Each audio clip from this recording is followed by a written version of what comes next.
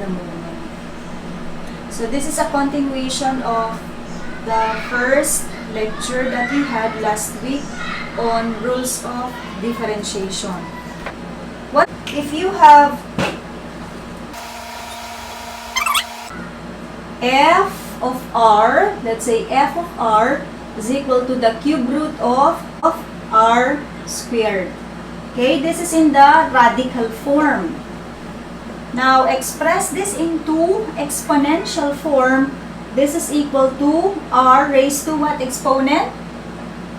R raised to, this is the same as, 2 over 3. Okay, please do not forget your laws of exponents. X raised to a over b is equal to the b root of x raised to a. Okay?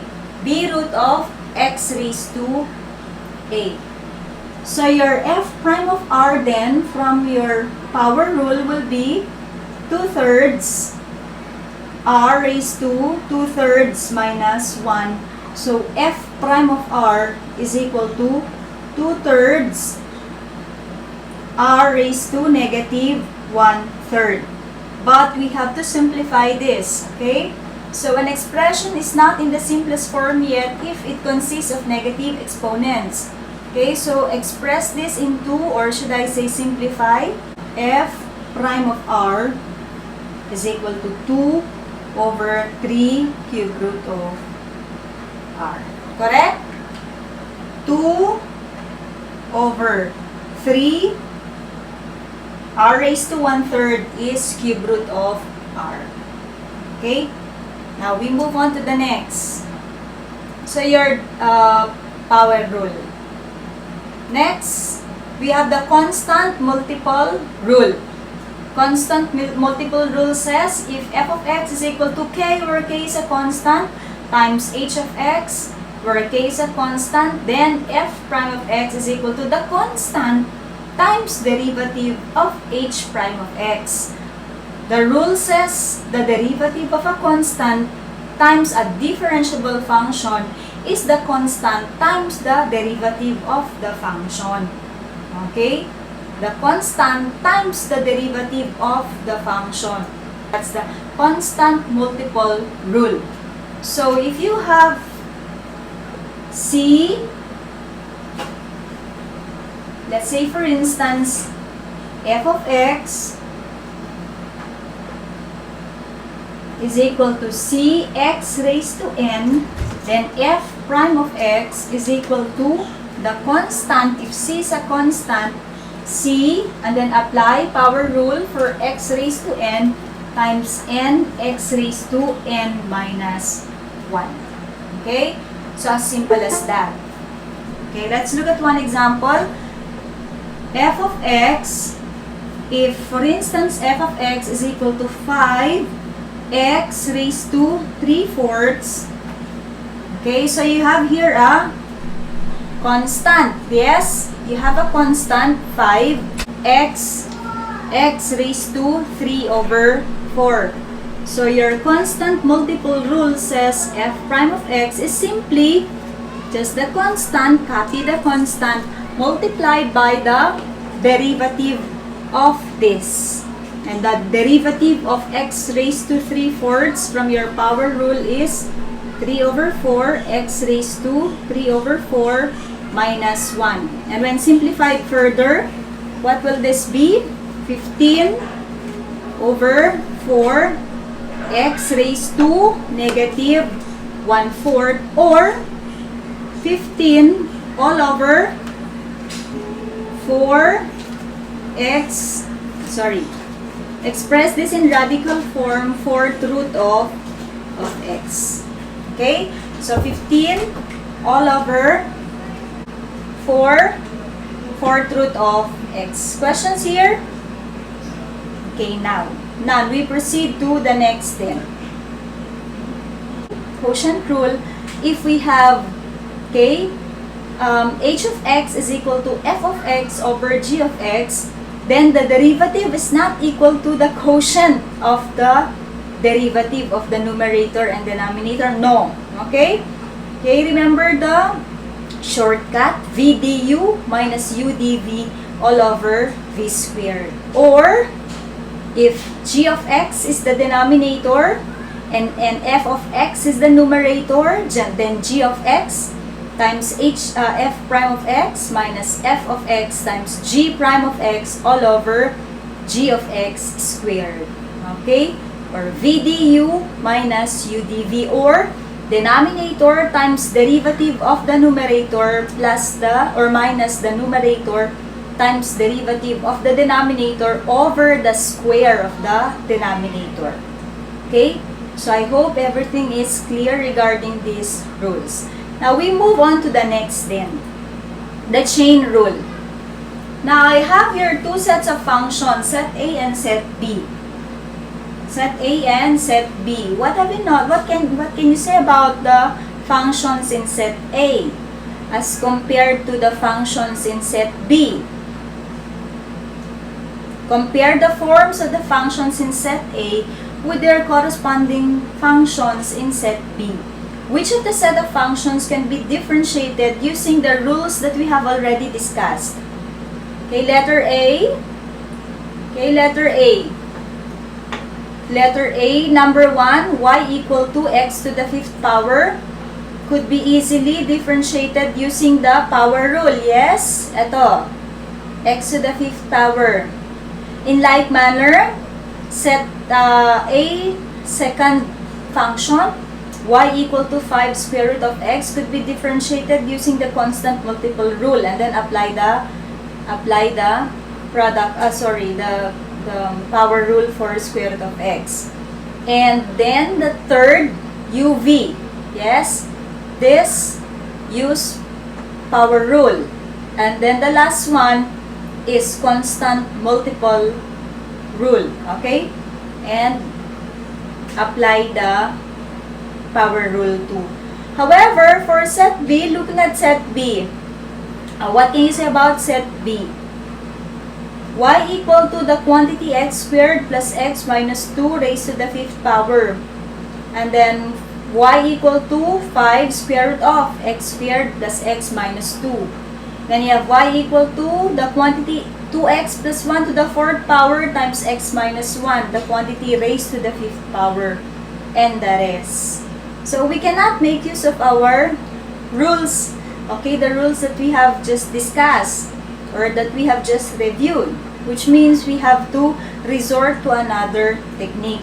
Okay, so we have to use another technique or another rule for the set B functions.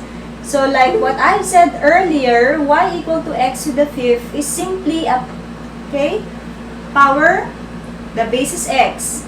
Okay, comparing between y equal to x to the 5th and y equal to, let me write it on the board first.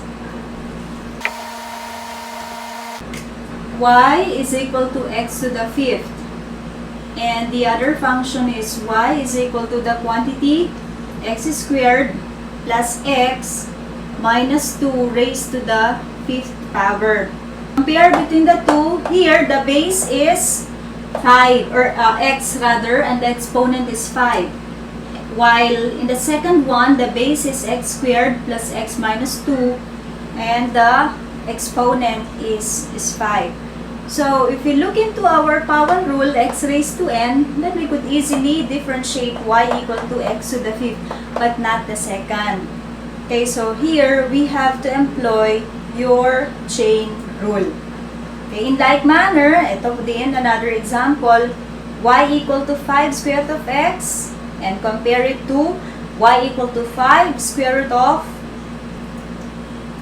y equal to 5 square root of x plus 2. Look, inside the radicand, inside the radical sign, we call it the radicand.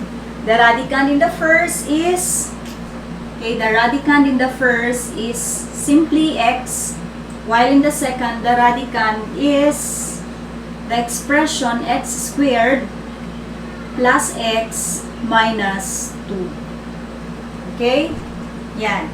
So, the radicand here is x, whereas in the second, the radicand is x squared plus x minus 2. Again, we can easily use the power rule here. but we cannot use the power rule for number 5. So we have to make use of the third, or should I say the sixth, which is the chain rule. The chain rule says, let y be a differentiable function of u. And u, yan. Let y be a differentiable function of u, and u be a differentiable function of x. Then y is a differentiable function of x defined as y is equal to f of g of x. The function y equal to f g of x is called the composite function. Okay? A function inside an outer function. So if we let y be f of u and u be g of x, then we can write y as a function of x. Y is equal to f of u, where u is still a function in x, so y is equal to f of g of x. So remember your composite functions in algebra? So this is an example of a composite function. Y is equal to f of g of x. So the derivative then with respect to x is derivative of y with respect to u times the derivative of u with respect to x. Chain rule. Because the quantity under the radicand or the radical sign and inside the parenthesis is still differentiable. Okay? So dy over dx, the derivative of y with respect to x is equal to dy over du times the derivative of u with respect to x. Let's look at one example for the chain rule. Let's look at y equal to 4 u cubed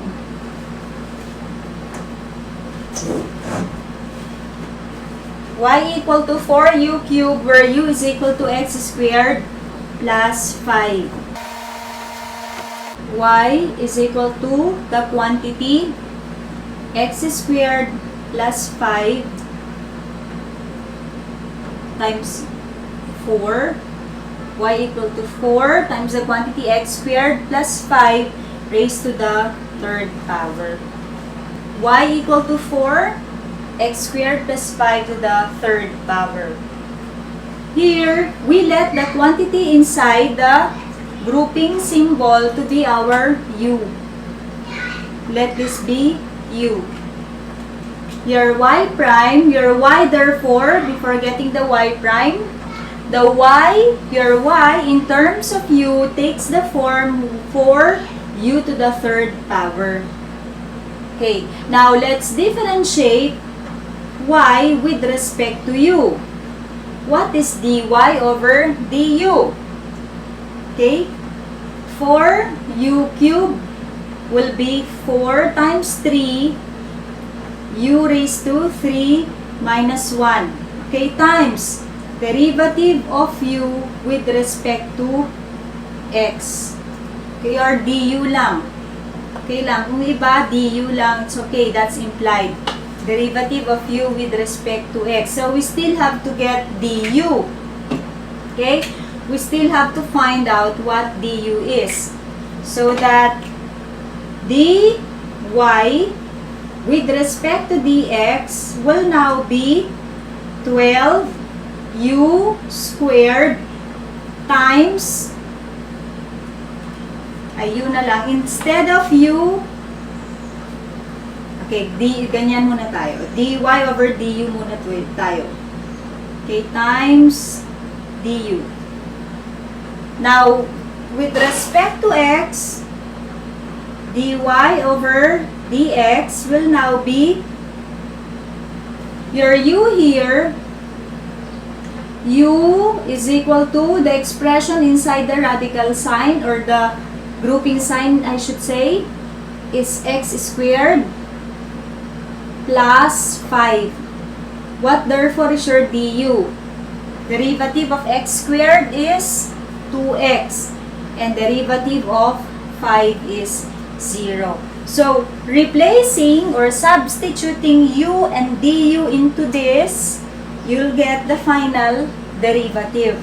That will now give us dy over dx because we already have differentiated u with respect to x, and that's it. That's du. Okay? So, 12 u is x squared plus 5 times, okay, du, which is 2x. Okay? Finally, what will this be? 12x times 2x is 24 times the quantity x squared plus 5 raised to the second power. Since we don't have space, militan ko na lang. 24x times x squared plus 5 raised to the second power. So let's go back to our slide and check whether we got the correct answer. But you may not necessarily follow these steps. If you could right away do it from here, just put in mind, constant multiple rule, si constant muna. Diba? Constant multiple rule, there is a constant there, 4. And then apply rule, okay? Bring this down. Yan, 3. And then subtract 1 from the exponent times derivative of the quantity inside. And you'll end up with the same answer anyway. 24x times x to the second power plus 5 all raised to the second power. Okay, let's go over our... Ayan, tama. Okay, can you see this? The last portion? Ito, 24 x squared, 24x times the quantity x squared plus 5 all raised to the second power. And now we move on to the next. Now we proceed to the generalized power rule. If the function y, if the function takes the form y equal to u to the n, where u is differentiable in x, then y prime, yeah, then y prime or dy over dx, y prime is equal to n u to the n minus 1 times du. Apply it here. If you make use of that rule for y equal to the quantity, so for minus 1, 4 times du, which is, okay, go back. If u is x squared plus x minus 2, what is du? Du is equal to, what is du? Differentiate u with respect to x, 2x plus 1. Okay? So, enclose it again. Word of caution, enclose it in a pair of parentheses. Enclose du within a pair of parentheses, 2x plus 1. And now we can simplify. Take note that we cannot multiply 2x plus 1 with this, because this is all raised to the 4th power. But we could multiply the constant 5 and 2x plus 1. So, y prime is equal to, you can have 5, leave it in factored form, no problem. 5 times 2x plus 1 times x squared plus x minus 2 all raised to the 4th power, or y prime is equal to 10x plus 5, and close it also in a pair of parentheses, times x squared plus x minus 2 raised to the 4th power as your final answer. So let's apply the generalized power rule to the function y is equal to 5 square root of x squared plus x minus 2. Okay? Now again, express this into exponential form. This is y equal to 5 times x squared plus x minus 2 raised to 1 half. Okay, so, what's your u? Your u is, ulit yung nasa loob. Okay, so for this problem, your u is x squared plus x minus 2. Kita nyo? Now, what is du? What is du? Du is still 2x plus 1. Okay? 2x plus 1. Express your function in terms of u. So, going back, we can write this as 5 raised to 5 u raised to 1 half. That's our function. Okay? In terms of u, it's 5 u raised to 1 half. Now, let's differentiate y prime. Constant multiple rule. Okay, the constant 5 we simply copy times yung u squared, power rule na yan, di ba? So, 1 half u raised to 1 half minus 1 times du. Okay? So, y prime equal to 5 over 2 u raised to negative 1 half times du. But we should not end up here because our original function is in x. So, we have to substitute u and du. So, putting y prime is equal to 5 over 2 times, what's our u? Ito. Okay, x squared plus x minus 2 raised to negative 1 half times our du is 2x plus 1. Yun yung du natin. Nag-substitute lang tayo. Then, further simplification, this will give the final answer. Y prime equal to 5 will remain in the numerator. Okay, 5 all over, 5 times 2x plus 1 pala. 5 times 2x plus 1 will remain in your numerator all over 2, bring it in the denominator. Denominator din pala talaga siya. And then this raised to negative 1 half, make it positive by writing it into our denominator. So, raising to 1 half is the same as square root of x squared plus x minus 2. Can you see that? So, this is our final answer. Did you understand this? Okay, yes daw. Now, we proceed to the next. So, note, the generalized power rule is used to differentiate a complicated function raised to a power written in the form u to the n. Okay. If the function takes the form u to the n, for as long as the base is no longer x, if the base is no longer x, then we apply the generalized power rule. We're done with this. Okay, so we're through with this. How about if this is the given? Okay. So, this is now combining everything. Combining your product rule, your power rule, yan, chain rule. Okay. Given, let the function be f of x is equal to,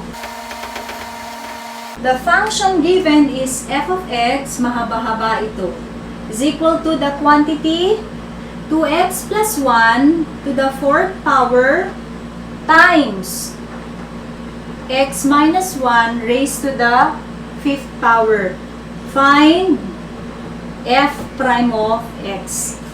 Find f prime of x. Okay, let's answer together. Okay, this is the function given. F of x, can you see it? The quantity 2x plus 1 raised to the 4th power times x minus 1 raised to the 5th power. Find f prime of x. What can you say about the given function? It's quite complicated, yes? It's a different case if we have, if the given should have been f of x is equal to the quantity 2x plus 1 to the 4th power plus x minus 1 to the 5th power, this is easier compared to this. Okay? Because if this is the given, plus operation in between, the operation between the two terms, okay, these are terms because the operation between them is addition. All you have to do is to differentiate the first plus the derivative of the second. Okay? Kasi plus yan. But this is not the case for the given function. The given function is a product between the quantity 2x plus 1 to the 4th power and x minus 1 to the 5th power. How shall we answer this then? Since this is a product, we let the first be our u and the second factor to be our v. Okay? So your function is of the form u times v. Recall. Let's review. If the function takes the form u times v, what did we say? If your function, if y takes the form u times v, what did we say? Y prime is equal to u dv, u times dv plus v times du. Okay? U dv, v du should be, f prime of x should be u dv plus v times du. dv, derivative of v with respect to x, du, derivative of u with respect to x. So going back, let's differentiate one by one u and v. U is the quantity 2x plus 1 to the 4th power. Ano ang gagamitin natin to differentiate u? Look at its form, 2x plus 1 raised to 4. We shall apply the generalized power rule to get du. Okay, so what will du be? Du will be exponent 4 times 2x plus 1. What should we do with the exponent? Subtract 1 from the exponent, 4 minus 1 times.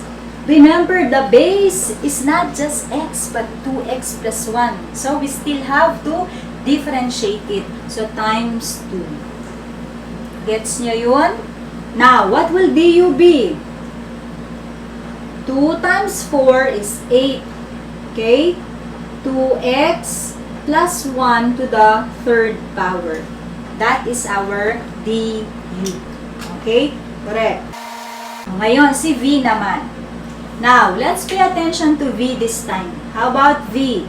Our v is the quantity x minus 1 to the 5th power. However, this is also of the generalized power rule. Okay? dv, now let's differentiate. What will dv be? Babase exponent 5 raised times x minus 1 raised to 5 minus 1 times derivative of x, 1. Okay? Derivative of x is 1 times 1. So therefore, dv is simply 5 times x minus 1 to the 4th power. Okay? So this is our dv. We're not done yet. Let's go back to the original function. So f prime of x will now be u is 2x plus 1 times dv, all of this, 5 times x minus 1 to the 4th power plus v x minus 1 times du is 8 times the quantity 2x plus 1 to the 3rd power. Okay. So that's it. This is our u, the whole of this, yes? Okay? And this is our v, the whole of this. Fourth and fifth. Okay? So this cannot be multiplied. We cannot multiply, so leave it as it is in factored form.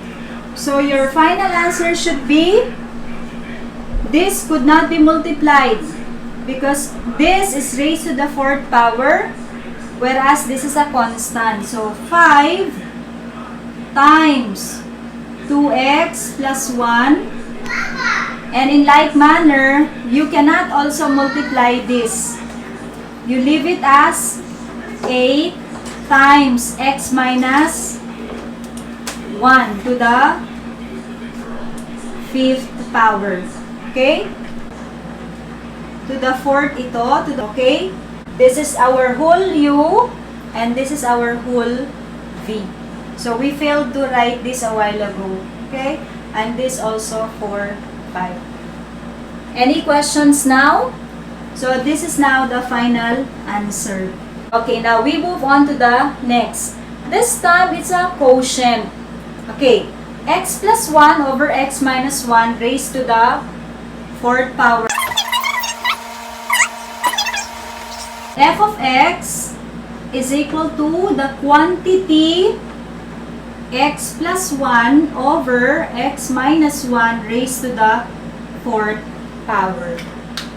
Okay, there are several ways by which you could answer this. You can use power rule, you can use quotient rule, combi, or combination of the rules. Now, looking at the form, okay, it's an expression or a quotient raised to form. So, your function also takes the form. If we let this be u, if you let the expression inside be u, it's in fact u to the fourth eh. Yes? It's u to the fourth. Therefore, f prime of x is equal to 4u to the 3 times du. Okay? Times du. However, our u is a quotient. Okay? We let the quantity inside be u. Okay, let this be u. Let our u be x plus 1 over x minus 1. Now, by looking at u, ano ang forma ni u? Si u din ay isang quotient. Okay? So, to find the du then, we have to apply your quotient rule. Sabi ni quotient rule, derivative of a quotient is equal to denominator times derivative of the numerator minus numerator times derivative of the denominator over the square of the denominator. Okay? V du minus u dv. So, what will du be? Ito yung v nyo, ito yung u nyo.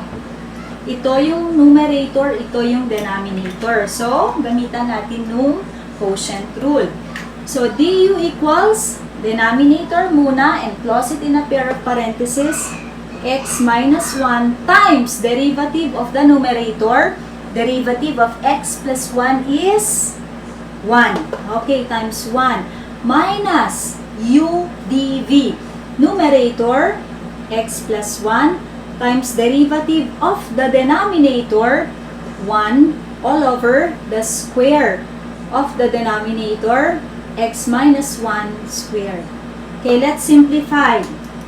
Simplifying it further, what will du be? This will be x minus x. X minus x, that will be x minus x. Kasi x minus 1 times 1 plus times 1 lang naman. It will be, okay, 0. And negative 1 minus 1 will be negative 2. Okay? Negative 2 all over x minus 1 to the second power. Is this correct? Correct? Okay. Now, let's go back to the original function. Okay, the original function, f prime of x is equal to 4. Let's now substitute u. U is all of this. X plus 1 all over x minus 1 to the third power times du negative 2 all over x minus 1 squared. So, f prime of x is equal to, can I multiply 4 with negative 2? Is it alright if I multiply 4 with negative 2? Yes. Okay, so negative 8, correct? All over, how shall I write it? Negative 8, what's next? Okay, negative 8 times x plus 1 raised to the third power, correct? All over. This is, okay, laws of exponents. Your laws of exponents says if you have a over b raised to n, what do we mean by this? That is a raised to n all over b raised to n. Yes? Laws of exponents. So, this, the whole of this is raised to the third power. That means this is to the third power 2. So, Arlene is correct. Naging, our denominator becomes x minus 1 raised to 3 plus 2 is 5. Okay?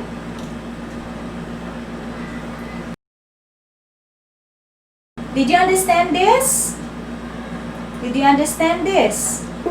Opo. Now, I would like you to present another solution. Is there another way? Let me present another solution. Okay, let's go back to the function given. F of x is equal to the quantity x plus 1 over x minus 1 to the fourth power. Now, this is the same as f of x is equal to x plus 1 to the fourth power all over x minus 1 to the fourth power. Diba? Is it equal to the previous? Yes. Okay, looking at the form now. The form is now a quotient. Okay? Where this is your u and the denominator x minus 1 to the fourth is your v. Okay? So, that means we can apply v du, u dv over v squared. Okay, so f prime of x is equal to v du minus u dv all over v squared. Okay, let's do it diretso na lang. Okay, equal to. So, your v is this. So, your v is x minus 1 to the fourth power times du. Derivative nito. Ano ang derivative nito? Using power rule, 4 times generalized power rule rather, x plus 1 raised to 4 minus 1 times 1. Minus, sige na nga times 1, minus u dv, u, x plus 1 to the fourth power times derivative of v is 4 times x minus 1 raised to the third power times 1. All over v squared. Okay?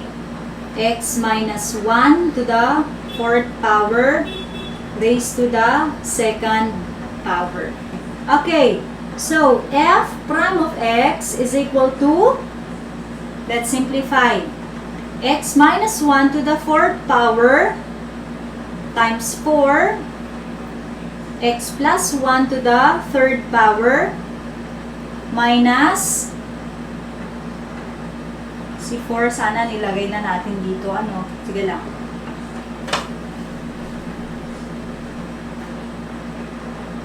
Four times x minus 1 to the fourth power times x plus 1 to the third power minus 4 times x plus 1 to the 4th power times x minus 1 to the 3rd power all over x minus 1 to the which power? 8th power. Okay? Okay, next. From here, what do we do next? Common factor. Okay? Okay? Another common factor is x plus 1 to the 3rd power.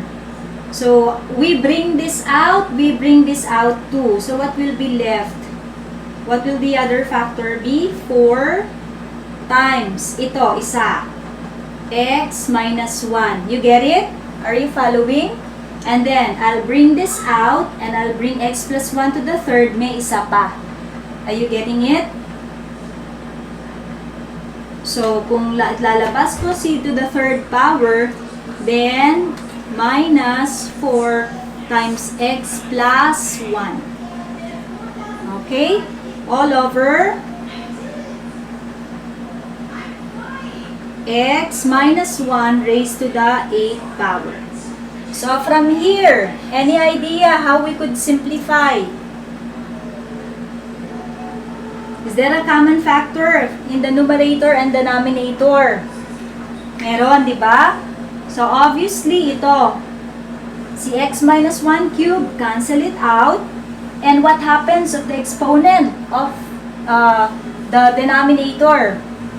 Okay, if we factor this out, it's x minus 1 to the 5th times x minus 1 to the 3rd. So, canceling out x minus 1 to the 3rd, what happens to 8? This becomes 5. Gets nyo? Okay? Tama. Di na palabas natin si 5. Ngayon, if we simplify 4x minus 4x, that will be 0. Yes? And then 4 times negative 1 is negative 4. Minus 4. Put them together, that's negative 8. Correct? Okay, so, your final answer now would be f prime of x is equal to negative 8 times x plus 1 to the 3rd power all over x minus 1 raised to the 5th power. I want you to compare. Are they the same? Compare. Compare the two. Are they equal? This was our answer a while ago. Our answer a while ago is negative 8 times the quantity x plus 1 cube over x minus 1 to the 5th. And here, we end up with this. We ended up with f prime of x is equal to negative 8 x, the quantity x plus 1 to the 3rd all over x minus 1 to the 5th power. Okay, now we proceed to implicit and explicit differentiation. Yan, implicit versus explicit functions.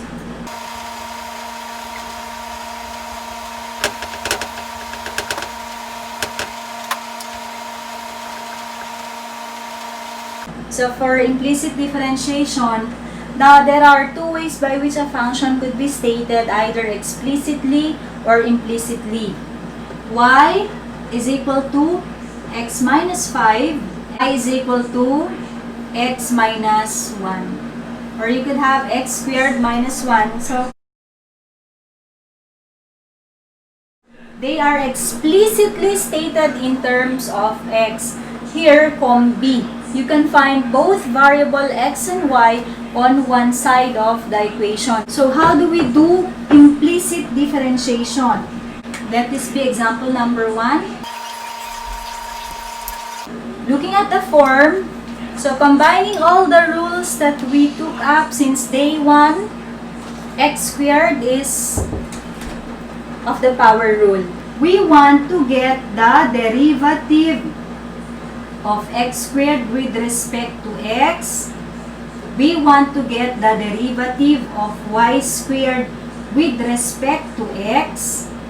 We want to get the derivative of 25 with respect to x. derivative of x squared is 2x plus derivative of y squared is 2y, okay, 2y, y minus or y raised to 2 minus 1, 1 times we are differentiating the variable y with respect to x, okay, equal to derivative of 25, which is a constant, is 0.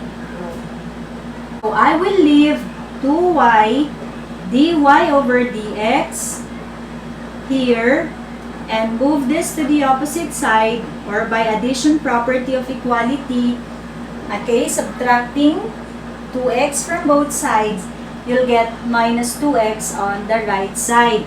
Then dividing both sides by 2y, what do we get? Okay, so here 2y dy over dx equals negative 2x. Divide by 2y. Okay, this will now cancel out.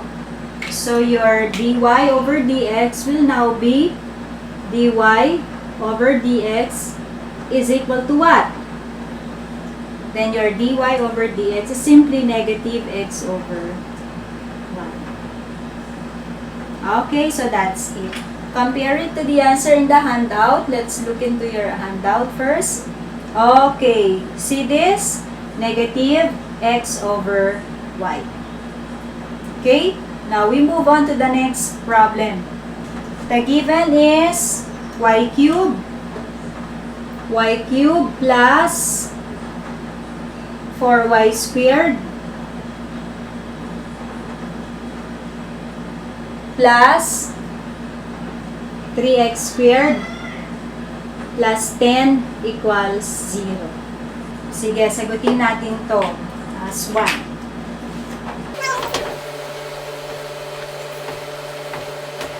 Okay, now let's differentiate now. Apply power rule for y cubed. Derivative of y cubed will now be, so just differentiate every term with respect to x. When we differentiate y with respect to x, that's the only time we affix dy over dx. 3y squared dy over dx. Okay? Next, plus 4y squared, constant multiple rule and power rule. 2 times 4, 8. Y raised to 2 minus 1, 1. dy over dx. Okay? Equals, plus 3x squared. Derivative of 3x squared. 2 times 3, 6x raised to 1. Plus derivative of 10, which is a constant, is 0. Equals derivative of 0, 0. Now, collect all terms having dy over dx and let them stay on the left side. Okay? So, we leave 3y squared dy over dx plus 8y dy over dx on the left side equals negative 6x. Okay, what should we do next? Since we are interested in finding dy over dx, we have to factor it out. dy over dx times, okay, 3y squared plus 8y equal to negative 6x. Can you follow? And how do we get rid of this? To get dy over dx only, divide. Okay, so dy over dx. Okay, 3y squared plus 8y equals negative 6x. We divide both sides by this. Okay, 3y squared plus 8y all over 3y squared plus 8y. So, Can we cancel it out now? Cancel this out. So what is left? That will be our final answer. dy over dx is equal to negative 6x all over 3y squared. Can you see it? Okay. Negative 6x over 3y squared plus 8y. Let's compare it to the answer in the handout. Check natin. Okay, correct. Can you see this? Negative 6x all over 3y squared plus 8y. So those of you who have printed out the material, you can check. Can you answer this now?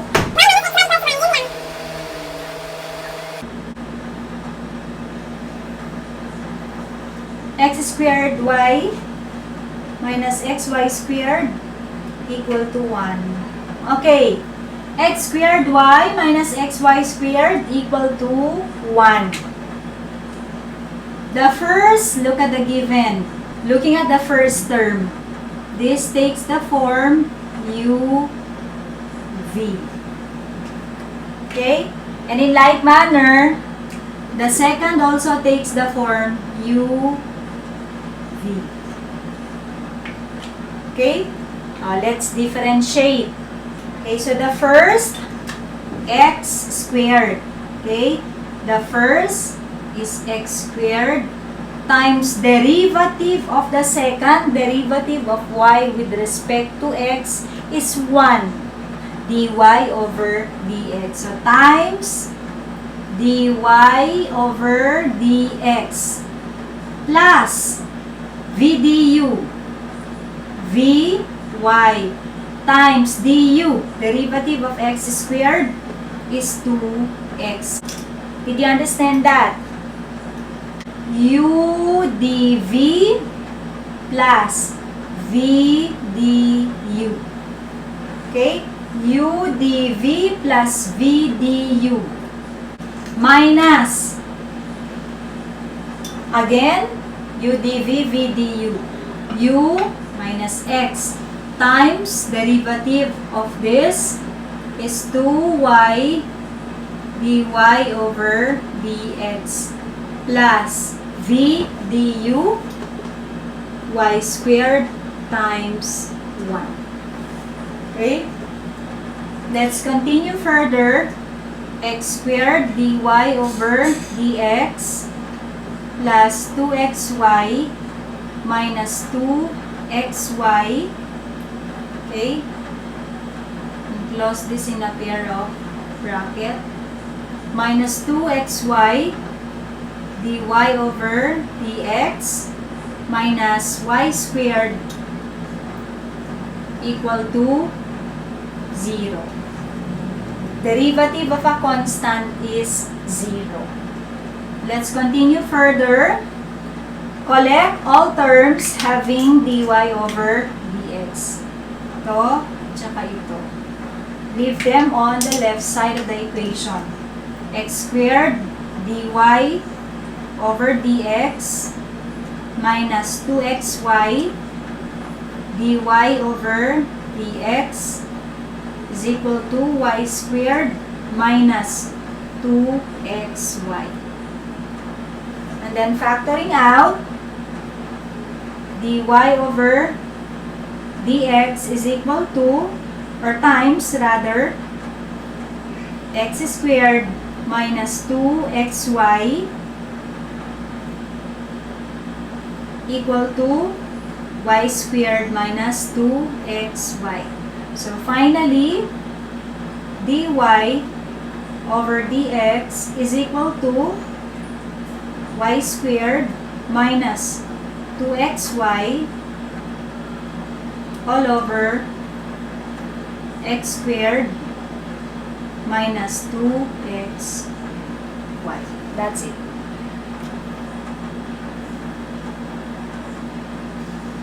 Okay, did you understand this? O, pang last na yan. Okay.